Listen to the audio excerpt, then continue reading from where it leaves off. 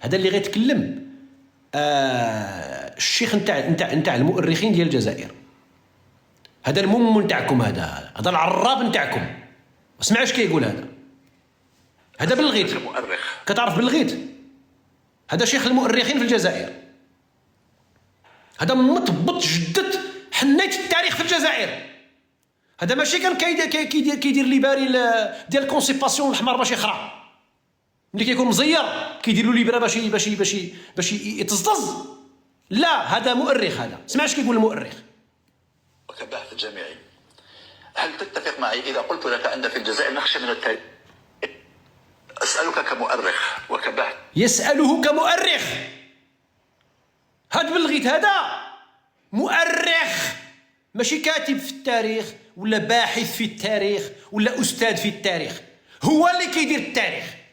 هذا عرفتي مؤرخ ولا ما عرفتش مؤرخ؟ المؤرخ هو اللي كيدير التاريخ. داير مو داك مطبط جد التاريخ هو اللي كيديرو. واسمع شنو غيقول على هذا الشيء ديالكم. جامعي، هل تتفق معي إذا قلت لك أن في الجزائر نخشى من التاريخ؟ إذا اتفقت معي في هذه الفكرة، لماذا نخشى التاريخ في الجزائر؟ يعني من 62 إلى يومنا هذا هناك أشياء كثيرة ما زال يلفها الغموض في الجانب التاريخي. لماذا نخشى التاريخ والجزائر؟ الجزائري في الحقيقة يتستر بمساحيق، يتستر بإيديولوجيا لا يؤمن بها إيمانا عميق جدا، يتستر بوطنية كاذبة. ها هو هذا بالغيت. هذا المؤرخ الجزائر. شفتي شنو قال عليكم؟ الجزائري يتستر بوطنية زائفة. يتستر بمصلحة وطن وهو يدافع عن أنانيته كشخص. الجزائري في الحقيقة يتستر بمساحيق، يتستر بإيديولوجيا لا يؤمن بها إيمان عميق جدا، يتستر بوطنية كاذبة، يتستر بمصلحة وطن وهو يدافع عن أنانيته كشخص. صحيح. الذي يخشى التاريخ هو الذي يخشى أن يعرف جذوره. لطيف اش قال له؟ لطيف جبد له مو.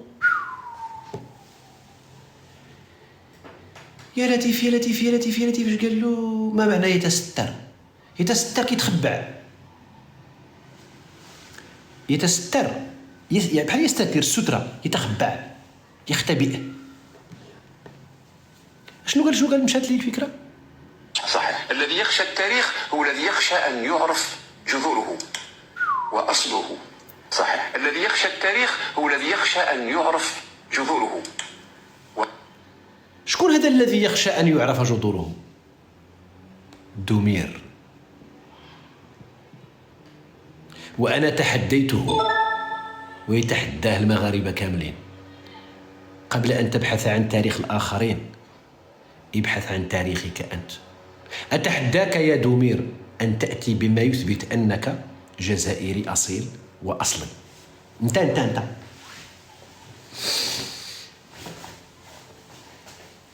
يا الزينة وكبيلاتاي جيبي الجن من البراد جديد. يا الزينة وجيري دادا والنعناع جديد. انطلاقا من ذاك الاسم اللي عندك والتقاسيم نتاعك، اتحداك تمشي دير يا اما الADN او تجيب على مستوى الوثائق والمستندات اللي انت كتقلب الصنداليستان، قلبها لنا انك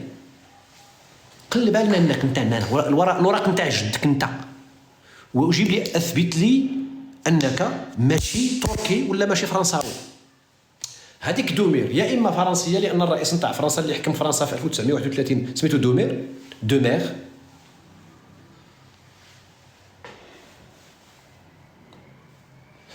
يا اما دومير عاود غدير الاصول ديالك في جوجل غتلقى تركيا. داكشي علاش عندكم عقدة ذات فتحاولون اسقاطها على الاخر. النظام الجزائري وعبر اشخاص وافراد تتشكل لديهم عقدة الذات كيجتمعوا مع بعضياتهم في هذه الخاصية هذه، وكيحاولوا يلصقوها للآخر الجار. أسألك كمؤرخ وكباحث جامعي، هل تتفق معي إذا قلت لك أن في الجزائر نخشى من التاريخ؟ إذا اتفقت معي في هذا هادشي اللي زبط في الجزائر.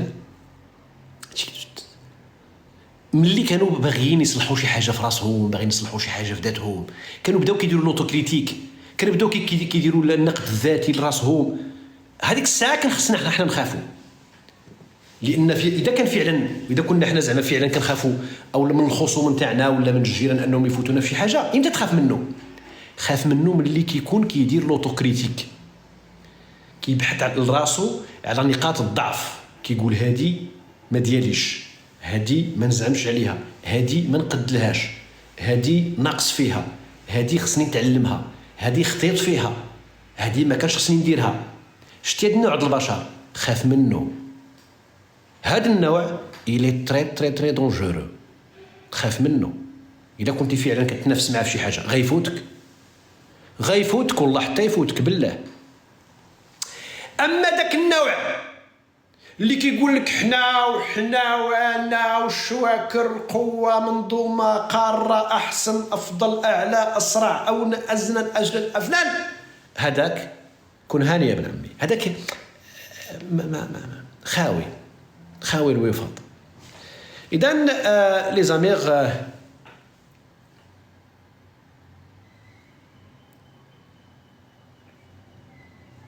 نسمعوا هذا. نديروا وعي جديد، نصنع وعي جديد.